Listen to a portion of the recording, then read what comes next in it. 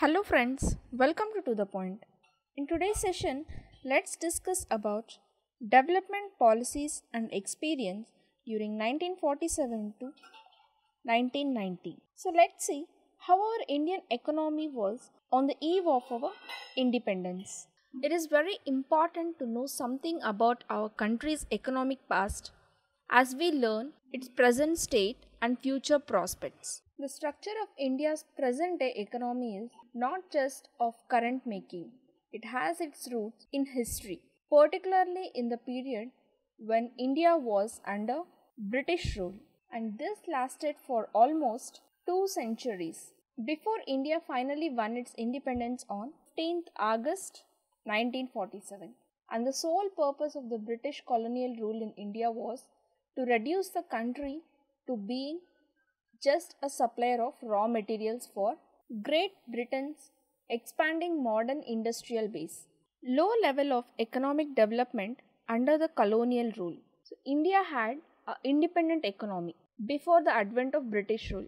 Agriculture, it was the main source of livelihood for most of the people, and the country's economy, it was characterized by various kinds of manufacturing activities also. India was particularly well known for its handicraft industries in the field of cotton and silk textiles, metals, as well as precious stoneworks and so on.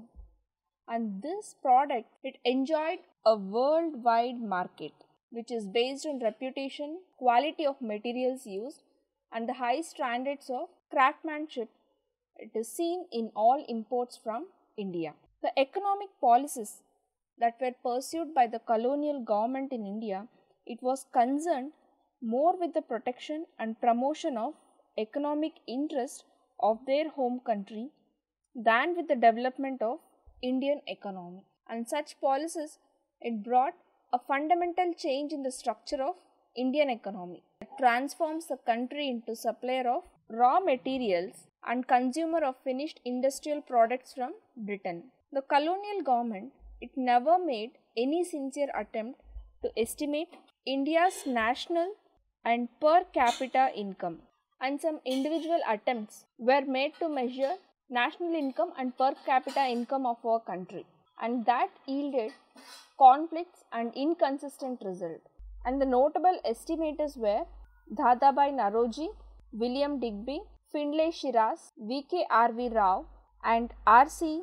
Desai. And it was Rao whose estimate during the colonial period, it was considered very significant. Agricultural sector. So India's economy under the British colonial rule, it remained fundamentally agrarian, which means about 85% of the country's population lived mostly in villages, and it derived livelihood directly or indirectly from agriculture.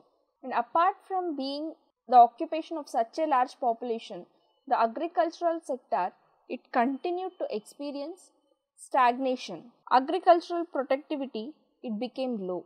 In absolute terms, we can say that the sector experienced some growth due to expansion of aggregate area under cultivation. This stagnation in agricultural sector, it was caused mainly because of various systems of land settlement, and this land settlements, it were introduced by colonial government, and among them particularly Jamindari system, which was implemented in Bengal presidency, and the profit that occurs out of the agricultural sector, it went to zamindars instead of cultivators. The main interest of zamindars was only to collect rent, so irrespective of economic condition of cultivators, and this caused immense misery and social tension among the cultivators. The term revenue settlement were also responsible for zamindars. They adopted an attitude that the revenues, it were fixed. Due to low levels of technology, lack of irrigation facilities and negligible use of fertilizers, it added to aggravate the plight of farmers, and it contributed to dismal level of agricultural productivity. And there was some evidence of relatively higher yield of cash crops in certain areas of the country, and that is also due to commercialization of agriculture. Industrial sector. Manufacturing in India, it could not develop a sound industrial base under a colonial rule.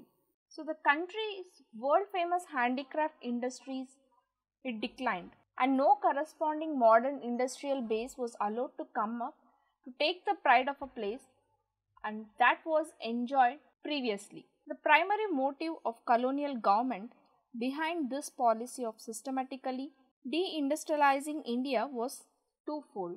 The intention was first to reduce India to the status of a mere exporter of important raw materials for the upcoming modern industries in Britain, and second was to turn India into a sprawling market for the finished products of those industries, so that their continued expansion it could be ensured to maximum advantage of their home country Britain.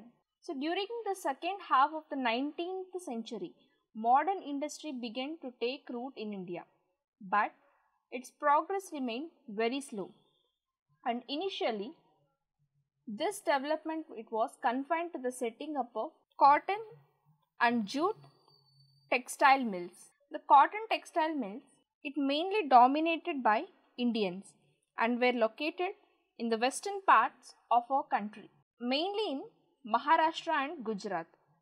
And the jute mills it dominated by foreigners and it was mainly concentrated in Bengal. Tata Iron and Steel Company, in short it is called as TISCO. It was incorporated in 1907, and few other industries in the fields of sugar, cement, paper it came up after the Second World War, and there was hardly any capital goods industry to help promote further industrialization in India. Capital goods industry means industries which can produce machine tools which are in turn used for producing articles for current consumption, and the establishment of a few manufacturing units here and there it was no substitute to near wholesale displacement, and the growth rate of new industrial sector and its contribution to the gross domestic product it remained very small. Foreign trade. India has been importing trading nations from the ancient times, but the restrictive policies of commodity production, trade and tariff which was pursued by the colonial government it affected the structure, composition and volume of India's foreign trade, and India became an exporter of primary products such as raw silk, cotton, wool, sugar, indigo and so on, and an importer of finished consumer goods like cotton, silk and woolen clothes, and the capital goods like light machinery produced in the factories of Britain. Britain it maintained a monopoly control over India's exports and imports, and as a result of this, more than half of India's foreign trade it was restricted to Britain, and while the rest it was allowed with few other countries like China, Sri Lanka and Persia. And the opening of Suez Canal it further intensified British control over India's foreign trade. Suez Canal. Suez Canal it is an artificial waterway running from north to south across the Isthmus of Suez in northeastern Egypt, and it connects port set on the Mediterranean Sea with the Gulf of Suez, an arm of the Red Sea. So this canal it provides a direct trade route for ships operating between European or American ports and the ports that is located in South Asia, East Africa and Oceania. This Suez Canal it is one of the most important waterways in the world, and its opening in 1869 it reduced the cost of transportation and it made access to Indian markets very easier. Demographic condition in India.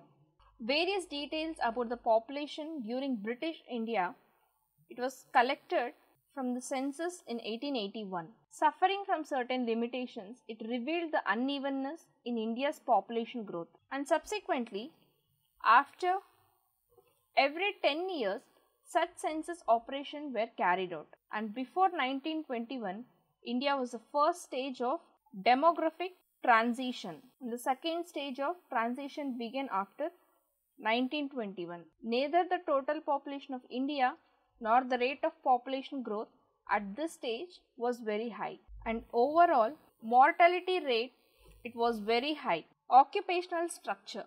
So during the colonial period, the occupational structure of India, that is the distribution of working person across different industries and sectors, it showed a little change. The agriculture sector, it accounted for the largest share of work, and this usually remained at the high of 70 to 75%. In the manufacturing and service sector, it accounted for about 10 and 15 to 20% only. And the parts of the then Madras Presidency, which comprises present-day states of Tamil Nadu, Andhra Pradesh, Kerala and Karnataka, and along with this Madras Presidency, Bombay and Bengal, it witnessed a decline in the dependency of the workforce on agricultural sector. Infrastructure. Under the colonial regime, basic infrastructure such as railways, ports, water transport, posts and the telegraphs developed. And the real motive to develop all this infrastructure was not to provide basic amenities to the people, but to subserve various colonial interests. Roads constructed in India, it was prior to the advent of British rule. And the roads that were built primarily, it served the purpose of mobilizing the army within India and drawing out raw materials from the countryside to the nearest railway station or to the port and send it to England or any other foreign destinations. And that is why the infrastructure was developed in India. The British introduced the railways in India in 1850 and it considered as one of the most important contributions. The railways, it affected the structure of Indian economy in two important ways. On one hand, it enabled people to undertake long distance travel and thereby it broke the geographical and cultural barriers. And on the other hand, it fostered commercialization of Indian agriculture. The social benefits which the Indian people gained owing to the introduction of railways were thus outweighed by the country's huge economic loss. So by this we can conclude that by the time India won its independence, the impact of 2-century long British colonial rule, it was already showing on all the aspects of Indian economy. And the agricultural sector, it was already saddled with surplus labor and extremely low productivity. And the industrial sector, it was crying for modernization, diversification, capacity building, and it increased public investment. And foreign trade, it was oriented to feed the industrial revolution in Britain. And infrastructure facilities, including the famed railway network, it needed upgradation, expansion and public orientation. So we can say that the social and economic challenges before the country were enormous. See you in the next session with some other interesting topic. Thank you.